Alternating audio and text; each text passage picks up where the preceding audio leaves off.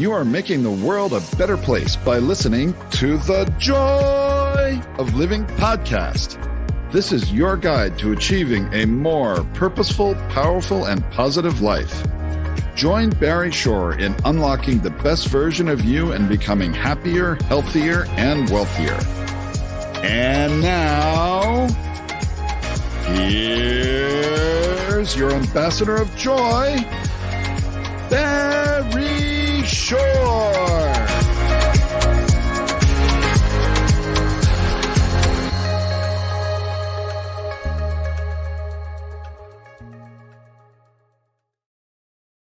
Good day, beautiful, bountiful, beloved, immortal beings, and good-looking people. Remember, you're good-looking because you're always looking for and finding the good. We have good in abundance. You will be amazed at the goodness that you're going to be listening to, internalizing, utilizing, that will help transform your life. That's right, transform. That's why, of course, you tune in consciously and conscientiously to the joy of living with your humble Barry Shore. You tuned in for one reason only, and it's the reason in the entire world, because you care the most in the entire world about you. Y-O-U-E-W-E. That's great, because when you become the best you make the world a better place. You build more bridges of harmony, create more joy, happiness, peace, and love of the world. And at this very moment, you're joined by over 348,722 people around the world. And by the time we bring on our amazing guests in just a few minutes, there'll be over 355,000 people who've joined in, all looking to become the best you possible, so we make the world a better place together, one by one by one. And you know that on this show, we work with the three fundamentals of life. And when you apply these three fundamentals of life, you become happier, healthier, and wealthier. Who doesn't want that? These three fundamentals are: number one, life, your life has purpose. And when you lead a purpose-driven life, number two happens. It's a good number two. Number two is you can go mad. Lead a purpose-driven life, you go mad. MAD is a wonderful acronym that stands for make a difference. Lead a purpose-driven life, you make a difference. And the third fundamental of life is to uncover the power and the secrets of everyday words and terms. Everyday words and terms. Simple example. Right now, you're either listening to or watching this particular podcast over the internet. Around the world, everybody can. We have people from all over the world listening and viewing. And if you ask anyone, what is www, or invariably people have to do with the internet. And actually speaking, but in our world, the positive, purposeful, powerful, and pleasant, www stands for what a wonderful world. And what a is a word, right? W-H-A-T-A. What a wonderful world. Of course, a tip of the hat and a big thank you to Louis Armstrong, Satchmo, for enabling that song, What a Wonderful World, to go viral and touch not just tens of millions or hundreds of millions, but billions of people around the planet. And whenever you hear even the opening bars of that song, what do you do right away? You can't help but just smile. Now, smile is one of those important words. It's an acronym that you can internalize, utilize, and leverage in your life, because SMILE stands for seeing miracles in life every day. Seeing miracles in life every day. Now, just before the pandemic, when we were actually speaking to human beings, face to face without face masks, and God willing will happen again very soon, I had an audience of about 5,200 people, and I'm telling you about Barry Shore, and I'm talking about SMILE, seeing miracles in life every day. People raising their hands, say, "Hey, Barry Shore, I've been up for hours, I haven't seen any miracles." And I asked them, "Are you here? Can you hear? Can you stand still? Can you see? Can you walk? I can barely do that. Do you have water, drink, food to eat, place to sleep, family, friends?" Every single one of those is a miracle. And what's the simplest proof? Simple proof. 1 million people didn't get out of bed this morning. You know why? They died. By definition, if you're watching or listening, you didn't. You have an obligation to live exuberantly. So let's tell a quick story. Imagine the following: standing up in the morning, hale and hearty, able to leap tall buildings in a single bound, and that evening be in the hospital, totally, completely paralyzed. Not from an automobile accident, not a spinal injury, a rare disease, which I never heard of the day before, took over my body and rendered me a quadriplegic. Nothing in my body moved. 144 days in hospital, 2 years in a hospital bed in my own home. I couldn't turn over by myself. I was in a wheelchair for 4 years. I had braces on both my legs for a couple of years, and that was progress. I am now able to be vertical and ambulatory with the help of a 7-foot walking wand. I still cannot walk up a stair by myself. I can't walk up a curb by myself. I've helped 12 hours a day, 7 days a week, but you hear my voice. Positive, purposeful, powerful, and pleasant. Why? All because of this one word, smile, seeing miracles in life every day. I can tell you a quick story. My 8-year-old niece comes over to me a few weeks ago and said, Uncle Barry, can we spell smile, S-M-I-E-L? And I thought about it. Sounds the same. Smile, smile. Why not? I asked her, how come? Because she says, because then it would stand for seeing miracles in everyday life. Out of the mouth of babes. That's from Psalms. Out of the mouth of babes. But what was she doing? She was creating the kind of world that she wants to live in. CREATE is a wonderful acronym. It stands for causing rethinking, enabling all to excel. Thank God we have a brain. Your brain has 100 billion brain cells and over 120 trillion synapses connecting all those brain cells. And they're there for more than deciding what kind of latte you want this morning.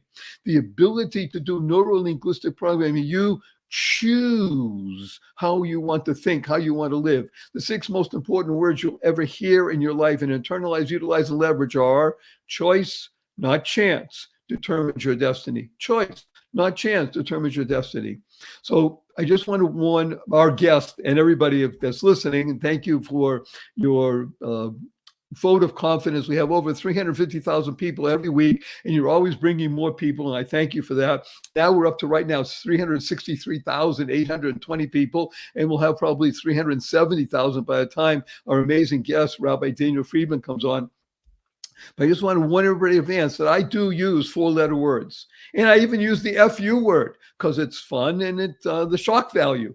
But the 4-letter words that we use, because we live in the world of positive, purposeful, powerful, and pleasant, are love, life, hope, grow, free, gift, pray, play, swim. 4-letter words, right?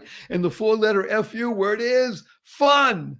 Fun? Yes. F-U, capital N, capital N. But people raise their hand and say, hey, Barry Shore. Fun's only spelled with 3 letters. Not in our world.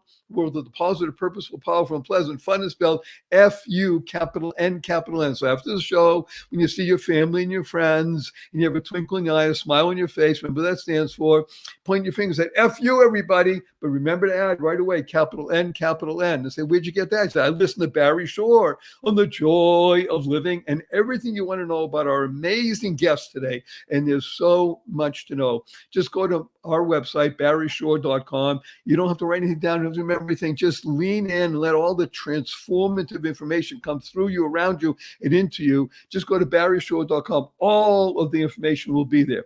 But before we bring on Rabbi Daniel Friedman, I'm going to urge everybody to use the 2 most powerful words in the English language 3 times a day, consciously and conscientiously, from now and for the rest of your life. The 2 most powerful words in the English language are thank you, thank you, thank you. Thank stands for to harmonize and network kindness. To harmonize and network kindness. The Dalai Lama has been quoted as saying, I read in his writings, be kind whenever possible. And he says it's always possible.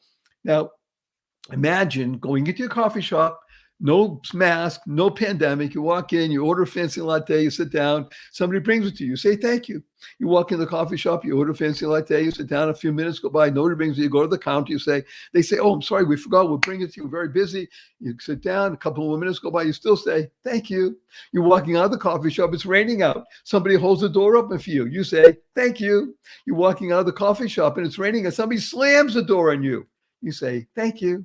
You're in traffic, you're late for an appointment, somebody cuts you off, you say, thank you. You get up in the middle of the night, you stub your toe, it hurts. You say, thank you. To harmonize and network kindness. KIND is a wonderful acronym that stands for Keep Inspiring Noble Deeds. I cannot think of anybody that I want to share with you that inspires noble deeds more than amazing, wonderful, fabulous Rabbi Daniel Friedman. Wonderful Rabbi Friedman, please say hello to 368,228 people around the world. Hello to all of the followers of the Ambassador of Joy, Barry Shore. It's so wonderful to be here. And I have to tell you, Barry, feel free to call me Dan. That's D-A-N-N. I told you you're going to love him. Okay, Dan, D-A, capital N, capital M. When was the last time anybody ever said F you to the rabbi? Oh my God, and you laughed. Oh yeah, this is a lot of fun. Yeah, and thank you for having me here today. And I have to say, even with your thank yous, that you mentioned the fellow slams the door on the way out of the coffee shop, and thank you for getting past you in the traffic and cutting you off, and thank you for stubbing the toe. Remember, all of these ideas of thank you, the real thank you is you recognize that, hey, not everybody could have even made it to the coffee shop that day. Not everybody even has a job to get to. Not everybody has a toe that can experience pain. Pain means that you're alive. And so that is what we're really thanking for. And that's really what we're going to be discussing, Dan and I, and everybody else listen in, because remember, the show is not about Barry Shore, great guy that he is, or even Rabbi Daniel Friedman, amazing being that he is. It's really about you, Y-O-U. And because what Daniel Friedman brings to us is a life well lived in every possible way, physically, mentally, and spiritually. Now, he has rabbi in front of his name, so you think, okay, he's a spiritual guy. Yes, he is, but he's a spiritual guy because he's married to a wonderful woman.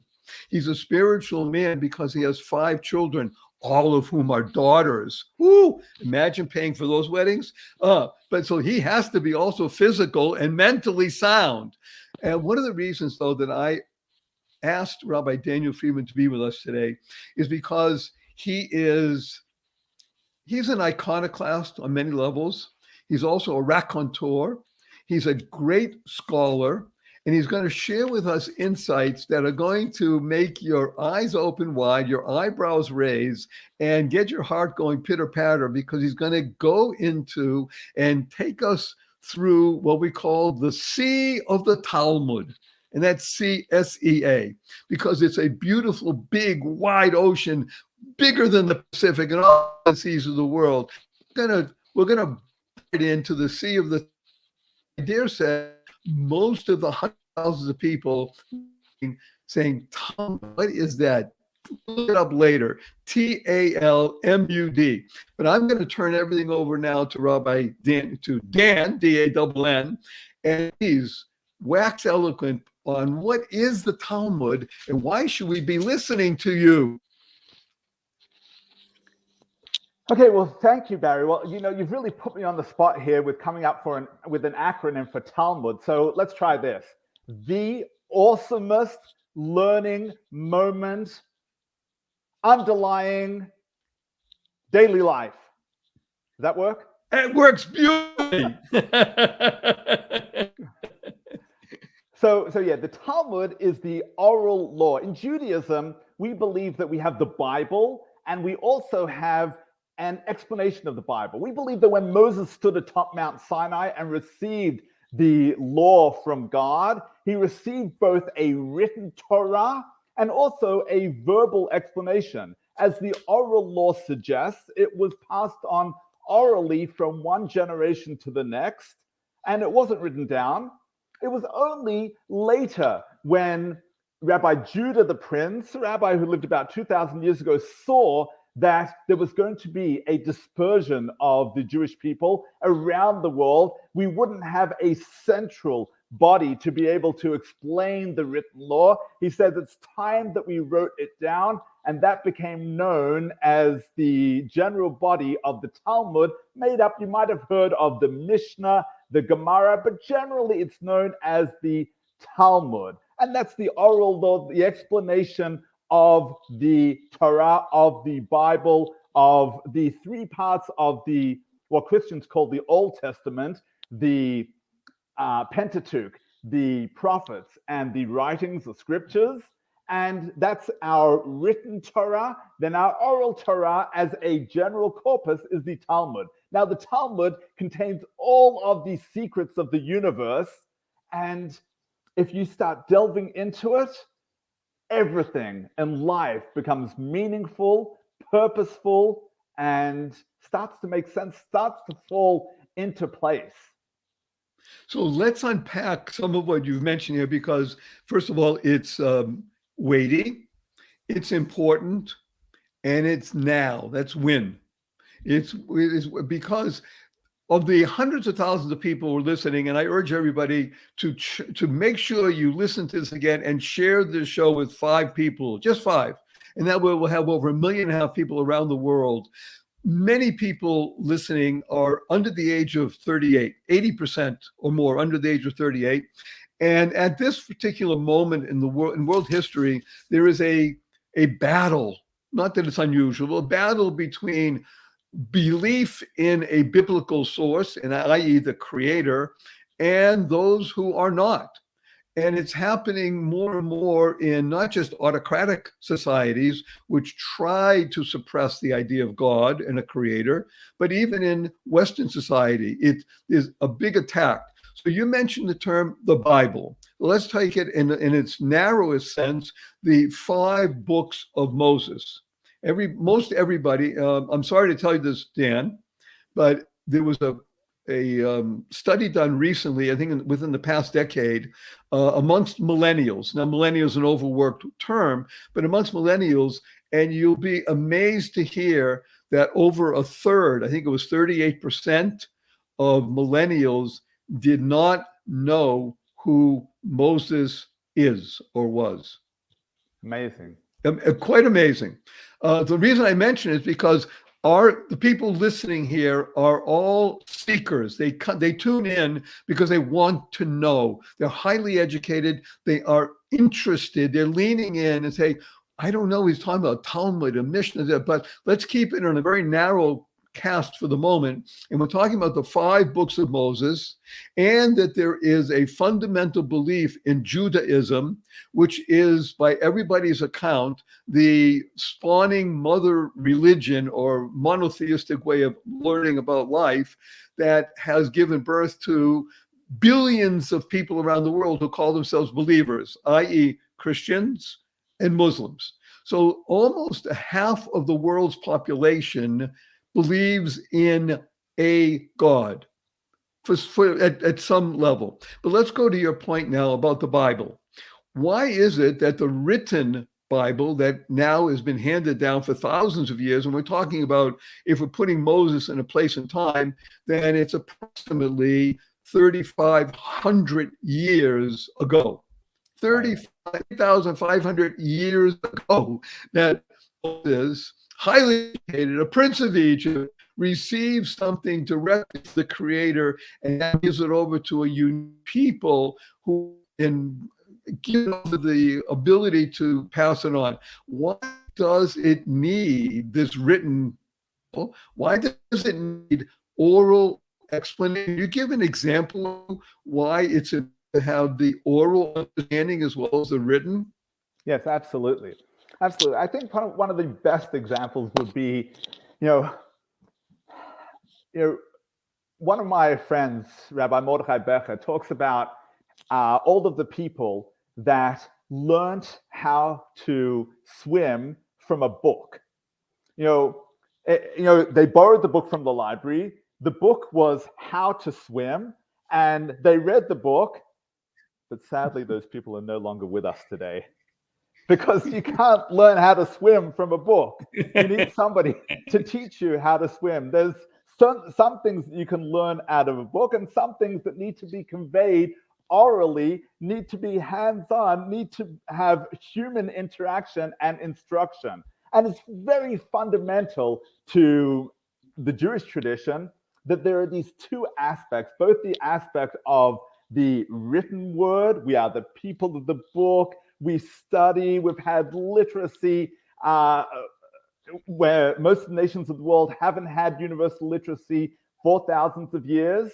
But at the same time, there's that teacher-student, that mentor relationship, that rabbinic disciple relationship that has been paramount to the conveying of the Jewish tradition, because there's more to life than simply what's written down black on white. So even when we say that the Talmud is the oral law recorded, it's not all encompassing. It's constantly growing and growing. The oral law, the oral tradition in its written form is constantly being manifest on paper from one generation to the next as the various rabbis and those who have learned the tradition from the masters in each generation are able to convey that element that's needed for that particular generation, commit that to writing, explain it well enough that it can be encapsulated in writing, but knowing all along that that is not the final word. The final word of the Torah is the oral tradition, and that's something that is constantly being passed from one generation to the next, orally. Right? Many of your listeners might have heard of Kabbalah.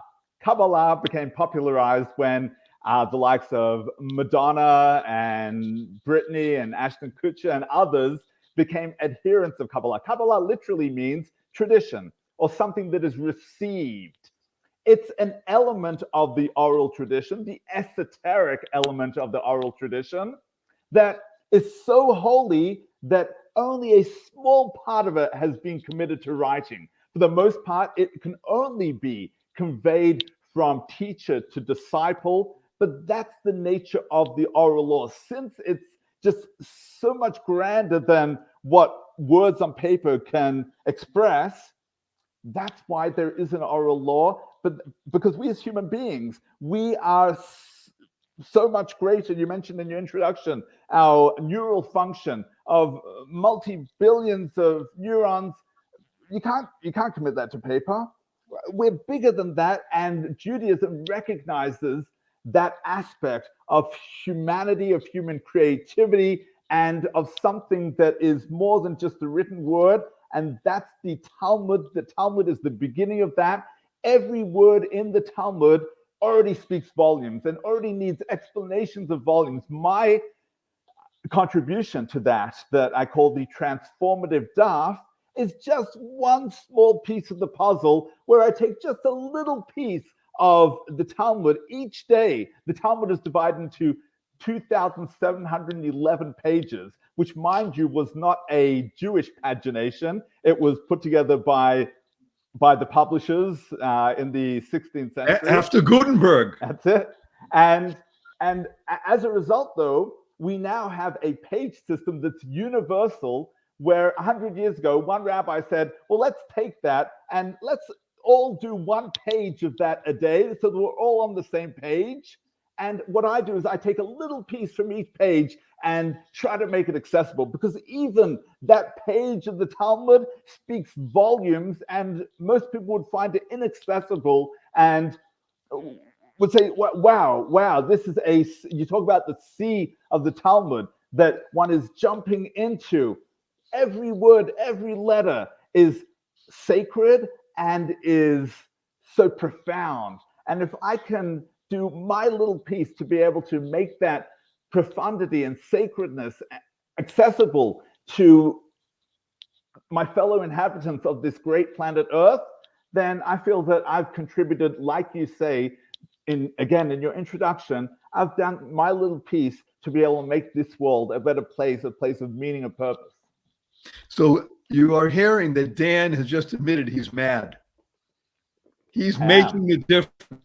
I'm going to urge everybody, again, if you know about Rabbi Daniel Friedman, just go to barrow.com and access to his book. Has written other things, but this book called The Transformative Daf in the Hebrew language page is truly transformative.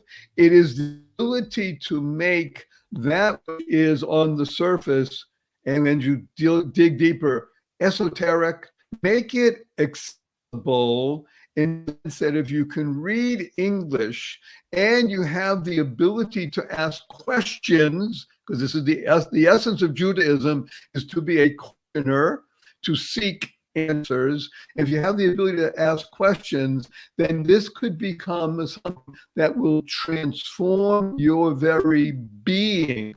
What Daniel has dedicated years of his life to in this transformative daf is the beginning of a process, as he mentioned, several things. Number one, that the Talmud itself is a very large compendium.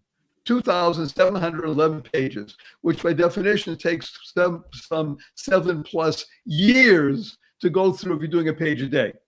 But I also want to make mention that Dan has mentioned the word law a number of times. Now, when people hear the word law, they tend to because law sounds like police or something heavy and such like.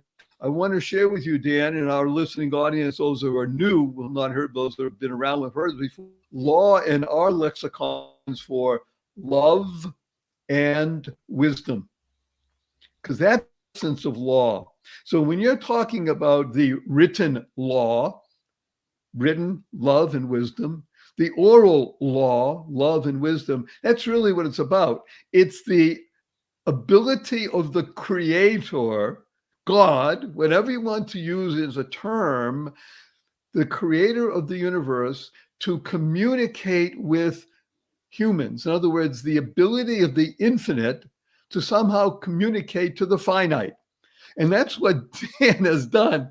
He is, not that he's God, I don't want anybody to get the wrong impression, but what he's done is he's literally taken the ability for us to get into a boat and to go into the sea of the Talmud, because as everybody knows, if you launch your boat in the Pacific Ocean in, let's say, Venice Beach, California, which is a very famous place, by the way, where I used to live for decades, and you go out and you row out or sail out for 100 yards, you are as much a part of the oceans of the world as if you were anywhere in the ocean. You can be in the middle, it doesn't matter. Once you're in one part, you're in all parts. And that's what Dan has done. This volume and the subsequent volumes that will be coming, God willing, are really enabling us to sail confidently in the ocean of the oral law, which gives us the ability to begin to understand the genius of what we call life. Life stands for, Dan, living inspirationally for eternity. And I want to use that as a jumping off point to go back to you again, because the essence of Judaism, as we say, more than 3,500 years, God willing, and counting, and we will continue as long, is the ability to understand that we as Jews are the eternal people, and that's our message to the world. I think you'd agree that every human being is unique and eternal. And the ability to tap into that channel, to recognize that you are a cog, not just an insignificant cog, but a channel of goodness, or as I like to say, a child of God. That's what you really are. And that's what you've done. So let's use this now to continue our discussion of being in the Talmud's wisdom and relevance for the here and now, and not some dusty tome that becomes a tomb and exists another time. It's relevant for here and now. Can you give potential example of the here and now in the Talmud? Sure, absolutely. So I just think about, obviously I live day by day with my daily Talmud study, and it's something that I responded to you in the introduction, which was actually just yesterday's piece of Talmud study. It's based on a famous story. Here's the story. Rabbi Akiva is walking along through the ruins of Jerusalem. In Jewish history, there were two holy temples in Jerusalem. The first one built by King Solomon. The second one built or orchestrated by Ezra and Nehemiah at the behest of King Cyrus of Persia. And afterwards, it was destroyed by the Romans. And Rabbi Akiva is walking through the ruins of Jerusalem, and he's with two of his friends. And they see foxes running through the ruins of the temple. And his friends begin to cry. They can't imagine. This was the splendor of Israel, of the Jewish people, of Zion, of the world to a certain extent. And look at it now, lying in ruins with animals running through. They're crying, and Rabbi Akiva starts laughing. Akiva, what's up with you? What's wrong with you? Don't you see what's going on? He's like, yeah, what's wrong with you? Don't you see what's going on? Like, what do you mean? He says, well, the prophets have already told us that there will be a destruction and there will be foxes that will run through the ruins. and then eventually the temple will be rebuilt. Now that I know, I saw destruction they don't have to prophesy about. But then to tell me that there would be foxes running through, and I see this with my very own eyes, now I know this is tangible. This is real. This is going to happen. This is one step towards the final redemption, to the rebuilding of this holy temple. Now, what this tells us is, like you, Barry, the ambassador of joy, who always sees that glass is half full, and this is what I began with. When we see a temple in ruins, we could say, oh, the temple's in ruins. But when we see those foxes running through it, we could say the foxes are running through it. Or we could say the foxes are running through it and they're dragging with it that final rebuilding. And one of the things that I touched on yesterday in my expositions are not based on my own thoughts, they're based on great rabbis who have expounded the Talmud, but I just bring it down to 21st century thinking. I says, there's so many things in our life when we attempted to see the negative, you have to think about, well, that maybe that negative could only exist due to the positive. So say, for example, people complain, I have problems with my boss, and I have problems with my colleagues. And you say to them, well, wait a sec. We know what you're saying. You're saying you have a job. How many people don't have a job today? Thank God you have a job. By the way, Dan, Let me put you on pause for a moment. We have, talking about job, we have a job to do. We have sponsors that love us. And Dan is going to bring us through on the other side and tell you the positive of everything in life, because that's his essence. So don't go away. Stay right with it. Buckle up. There's more Rabbi Dan, D-A-N-N, Friedman on the other side of this short break. We'll be right back. Don't go away. Hi, everybody. Barry Shore here, the ambassador of joy. We've entered into the fall season, and fall means coming up to winter, holidays, all kinds of stuff, not just stuff, stress, S-T-R-E-S-S. I've spoken about stress many times on the show, and with stress coming on with the holiday season, everybody wants to be happy and such, but everybody knows what's going on. I want to talk to you about something really important for your benefit. It's called Talkspace, Talkspace, Talkspace.com. This is an online therapy program, a show, website, and it's available for you. It is so important for you to be involved. You all know my story. Standing up in the morning, hale and hearty, in the evening, quadriplegic. Okay, nobody has to go through something that drastic to know that speaking to somebody, a professional, licensed therapist, can be of benefit. I know it's true. It helped me. It can help you. This is so easy to do. You are talking about secure, professional process.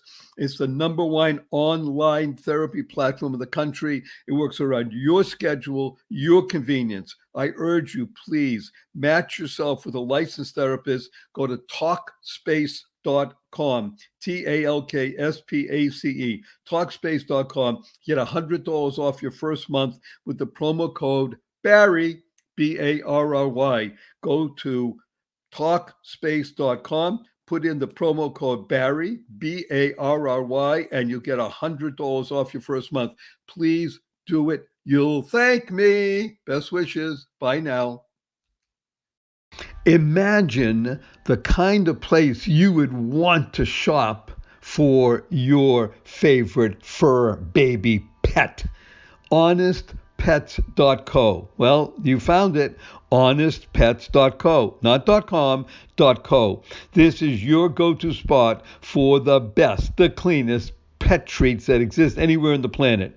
All of the brands go through a rigorous review to make sure they meet the high standards of cleanliness, health benefits, and naturalness. This site was started by a husband and wife team, and it's veteran-owned, and that care about pets, especially dogs and cats, and coming soon, bird treats.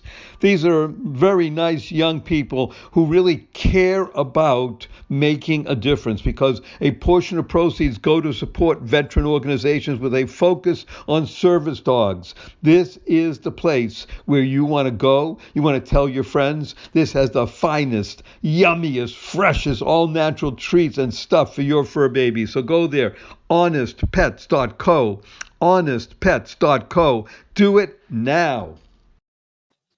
Good day, beautiful, bountiful, beloved, immortal beings, good-looking people. Remember, you're good-looking because you're always looking for and finding the good. That's what Dan told us just before we left you. We're back now, and Rabbi Daniel Friedman, D-A-N-N, is going to share with us some amazing insights we've been talking about. By the way, he's a rabbi. For those who don't know, rabbi means teacher. In his case, not just teacher, but master, because that's what it means, a master. He is dedicating his life and his wife by his side, because you don't live in this world without a wife that makes the team work. Team, by the way, stands for, and his 5 daughters are included in the team. Team stands for together, everyone achieves miracles. And that's what he's done. He's achieved a miracle in bringing the esoteric, interesting, somewhat difficult information to people, to make it accessible and allow that information not just to be information, but to be transformation. So we left off just before we went for the break, Dan, where you were talking to us about the relevance for the Talmud in today's world. It's wisdom, and we talked about law as love and wisdom. Let's talk about some things that are truly interesting in the here and now, because if you pick up any newspaper, I don't know if anybody does that anymore, if you listen to anything or you read and such, you'll notice that the country called Israel and the Jewish people are almost always in the news. It is astounding because the number of Jews in the world is infinitesimal compared to the 7.68 billion people on the planet. We're talking about just under 20 million, less than 15 million Jews in the entire world. And we're talking about a place, Israel, which is the size of a state called New Jersey, which is where you live now. So if anybody around the world, because we have people listening from China, India, and all places, you look up New Jersey, you'll see it's small. Well, that's what Israel is. Yet outsized proportion of impact on the world. Let's talk about Christian attitudes, because there are billions of Christians around the world, Christian attitudes towards Israel and the Jewish people, because you're sort of an expert in this. Sure, thank you, Barry. So we have transitioned a little away from the Talmud study to my academic hat that I wear. I'm a student of international relations at the University of Alberta. We lived in Canada for 16 years, and my area of expertise is American Christian attitudes to Israel. And I look at what is it about America and about Protestantism that have led to such interest in Israel, in the area. And it's really fascinating. It's really fascinating because the pilgrims who first came to this country saw America as the new Israel. They saw their sojourn as biblical in nature. They were escaping religious persecution in Europe, various parts of Europe. You have all sorts of European groups who come to settle in the New World because they're escaping religious persecution. And they see their journey as paralleling the journey of the ancient Israelites, the forebears of the Jewish people. Just a word of explanation for your listeners, Barry. Israelites, Jews. So originally there is an Israelite nation, the children of Israel. Israel was the other name of Jacob, the third patriarch, Abraham, Isaac, and Jacob. Jacob becomes known as Israel. I like to quip, I know we're on a tangent of a tangent, that Israel, El is God's name. And prior to that, we were known as Hebrews. But then when we were given the Torah at Mount Sinai, our sages liken it to a marriage between God and the Israel and the Hebrew people or the Jewish people. At that point, God says, you're no longer Hebrews. Now you're taking my last name. Now you're Israel. So the Israelites, and made up of 12 tribes, later make their way to the Promised Land, which is the land that's been promised already to the patriarchs and already a part of the family's land under the forebear Shem, who was a son of Noah and is displaced by the Canaanites. And that's also very important to mention in any of these discussions, that people say, well, the Israelites conquered the land. Yes, they brought the land back into the family where it originally was. Shem was known in the Bible, for your Christian listeners, as Melchizedek, the king of Shalem, which is Jerusalem.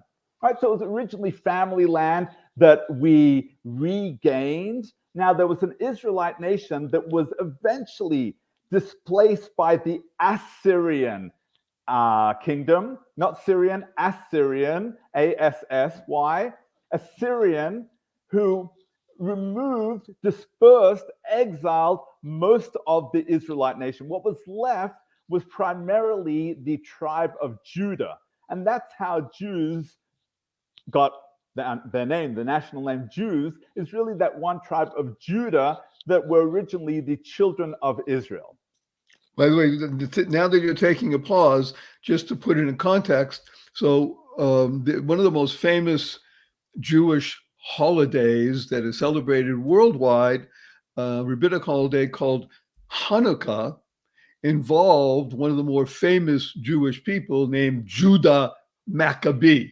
So the name Judah is the essence of what Judaism is. It's not Judaism. Judaism is a study of Judy. Judaism is a study of Judah and our descendants. So this is one. So what is it about American Christianity that was, let's say, different than European, or in this now today, even in Asia? For instance, in South Korea has a very strong Christian identity. And by the way, in Korea, we have thousands of people listening in Korea. There is a movement among Koreans in South Korea to study the Talmud, because they recognize the love and the wisdom that is inherent in there. And maybe what your book, The Transformative Text, will be translated into Korean. Who knows? Let's talk about why is American Christianity seemingly different than European, which persecuted Jews for many centuries, and American Christianity, which really welcomed Jews? Right. So this takes us back to the Protestant Reformation. We have a time 500 years ago when Martin Luther, who, mind you, was an anti-Semite, he wrote on the Jews and their lies. He remained very dedicated to persecuting the Jews. But there was one thing that he and his contemporaries did, Calvin, others, that was a game changer in history, is that they said, well, wait a sec. We've been taught all of these things about the Bible. Let's see what the Bible actually says. They called this sola scriptura. Only the scriptures. Let's read the scriptures and see what they say. Now, as I say, Martin Luther still couldn't change his mind about Jews, but many, particularly a fellow by the name of Theodore Beza, who translated the Bible, it was called the Beza Bible, and it was a precursor to the King James Bible. He said, well, wait a sec. It never says that God rejected his relationship with the Jews.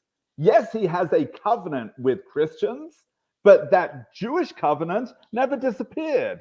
And what began then in the 16th, 17th, 18th centuries was a form of Christian restorationism that said, let's restore the Jewish people to their ancient homeland, to Israel. That's what the Bible says. The Bible says that the Messianic era will happen when the Jews are returned to Israel. So clearly, if that's what we want a Messianic utopian era, the Jews need to have the wherewithal to return to Israel. And this became a movement in England, and this then became a movement in America, and it really moved by leaps and bounds here in America, particularly because the American immigrants, the Christian immigrants, saw themselves as part of this same story. They could identify with Jews that had been exiled because they themselves had been removed from their original European homelands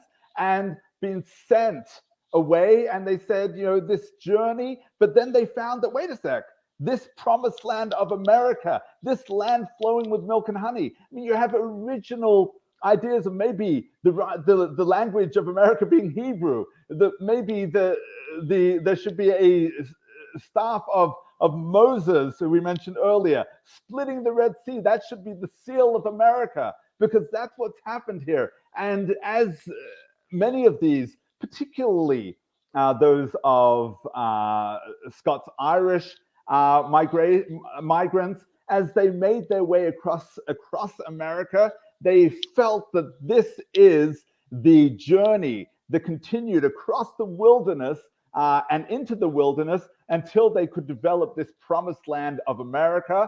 And then when Israel, the modern state of Israel, became something that was discussed in the late 19th century, early 20th century, American Christians said, this is important. This is what the Bible has said. We see the prophecies of the Bible that are unfolding. Now, here's what's by the way, let me interrupt you to unpack some things. So you had mentioned this before the break, that you were working with a particular page in the Talmud about Rabbi Akiba, A-K-I-B-A. Again, everything you want to know, but Daniel's talking about, just go to barryshore.com and everything about him will be there. But talking about prophecy, and that the destruction and now the restoration. So you're right. The people who came to America and settled saw themselves as living the Bible. You see, the Bible is not just a book of stories or there's something that happened at a time and a place. It is universal, and it applies to all places and all times by definition, because it comes from God. God doesn't have just one particular place and time. And the ability for people to see themselves in that journey. So one of the words we use for joy, the acronym for joy, is journey of you. Everybody goes through a journey. Mormons built their theology upon the same idea of the journey to the promised land. Even not just American Catholics became different than European Catholics who persecuted Jews relentlessly, and yet in America, not so. And became much more accommodating to the process of working together in brotherhood. Because when you read the Bible, and the Bible now, we talk about 5 books of Moses, it also contains the Psalms and the Proverbs and the Song of Psalms. And these universal applications of the idea of joy, happiness, peace, and love animates America, because this is our founding principles. We're founded upon 2 basic ideas. One is reason and one is the spirit. And they both work hand in glove in America without, and here's the key, without a state religion. Now, I want to talk to you about Canada again, because you mentioned that you lived there for 16 years, and now you live in America, and in the United States, because Canadians think they're part of America too. In New Jersey. Yes. But I want to talk about a great story, because our time is coming short, that you were the chair of the Canadian Holocaust Monument. And I'd like you to tell a story that you had mentioned to me, because it doesn't involve Christians, doesn't involve Protestants, doesn't involve Catholics. It involves Sikhs. Now, Sikh is S-I-K-H, not S-E-E-K, even though Sikhs are seekers. But talk to us about what happened with the Holocaust Memorial, that monument that you were the chair of. What was the story here?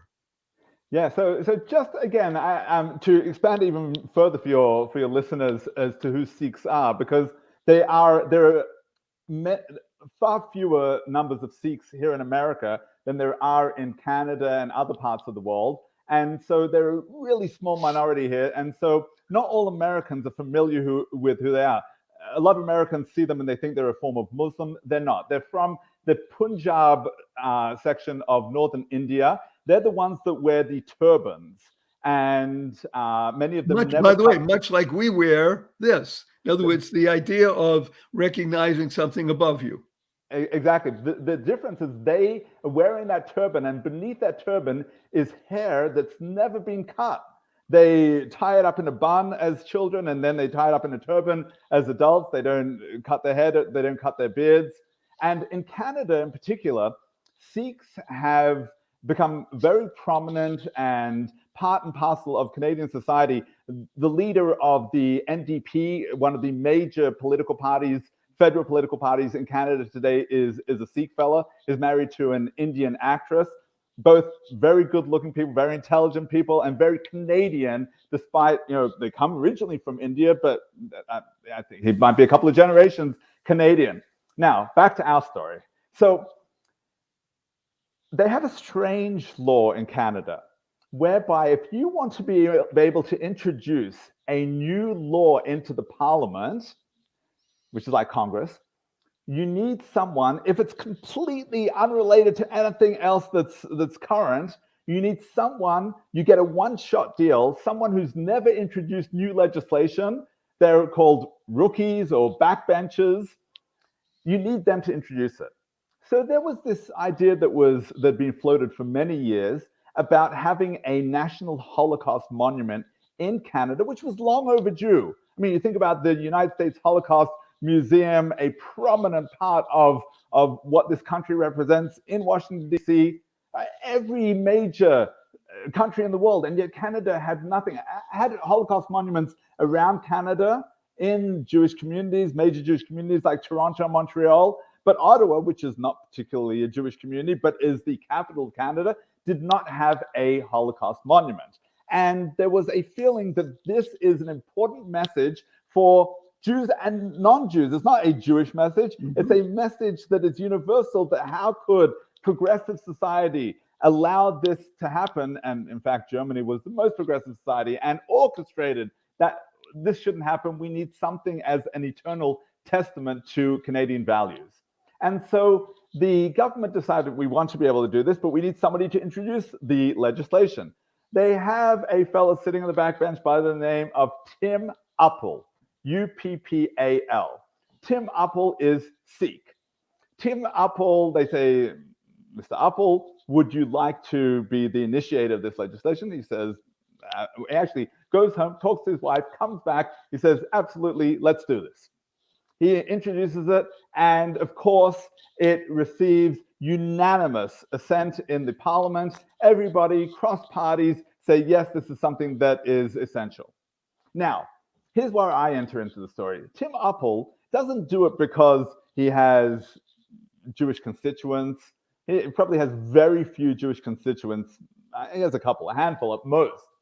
But he is the parliamentarian for a town just outside of Edmonton. And I'm the rabbi of Edmonton, Alberta at the time. And I say, well, nobody in his town cares or knows. This is major. I says, you know what? We have to honor him as a Jewish community. I call up his office. I say, Mr. Uppal, we would be honored if you would come to our synagogue. We would like to honor you at the synagogue. We'll make a celebration. You will address us. He says, well, thank you. That's very sweet of you. He comes, and here, I want you to know, firstly, he and I remain lifelong friends. I have since lived in the UK. I'm now living in the US. He and I are close. We're actually close in age. Our families are close. He's been over to my home. He has presented to my daughter, one of my daughters, at her bat mitzvah at the synagogue. I mean, he and I are very close friends. But here's what's really interesting, and how you never know what impact will happen in life. So why did I mention that he went home to discuss it with his wife? I'm sure innately he knew that it was the right thing. But here's his wife Kiran's involvement. He goes home. Kiran is also Sikh.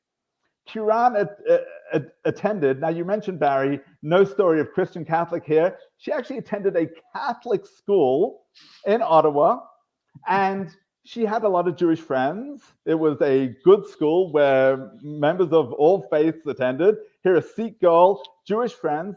These Jewish friends were about to go on the March of the Living, which is a visit the teenagers take to the death camps in Germany and Poland. They go to Auschwitz. They see that this is a sad reality, sad part of history, a tragic genocide and prepares them to be able to fight the injustices that surround us throughout our lives. And they said, they asked their group leader, they said, do you have to be Jewish to attend? No, you don't have to be Jewish. Can we bring along our friend Kiran? She's Sikh. Yes, sure, she can come along. Kiran, as a teenager, goes on this March of the Living. Sikh girl, Catholic school. She develops a relationship with Rabbi Reuven Bulka. Rabbi Bulka was a major figure in not only as a Canadian rabbi, but a leader of the Canadian general community. All politicians know Rabbi Bulka. He was such a kind and generous individual and a man of great wisdom. He passed away just a few months ago. But from that moment on, she had a relationship. She considered Rabbi Bulka her rabbi, as a Sikh girl, she has a rabbi, Rabbi Reuven Bulka. When her husband comes home, her husband who has had nothing to do with Holocaust, Jews, nothing. He comes home and says, well, what do you think? She says, what question? Of course this is what you're going to do. And I want to put you on pause for the moment. Our time is at the place where we need to pack up. I'm crying. I believe many of the tens of thousands of people around the world are shedding a tear of joy.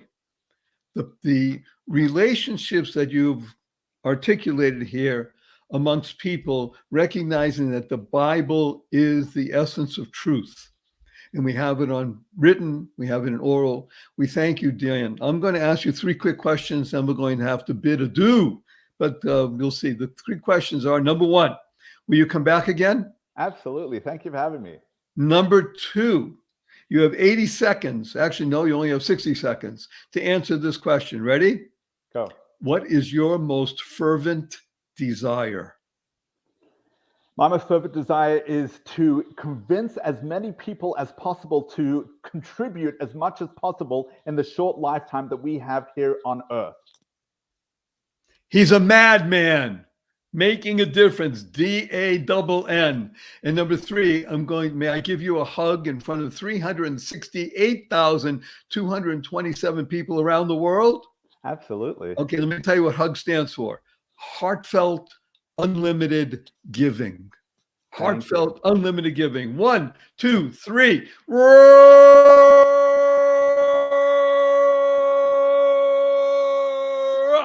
Oh, thank you. That hit the spot. Thank you.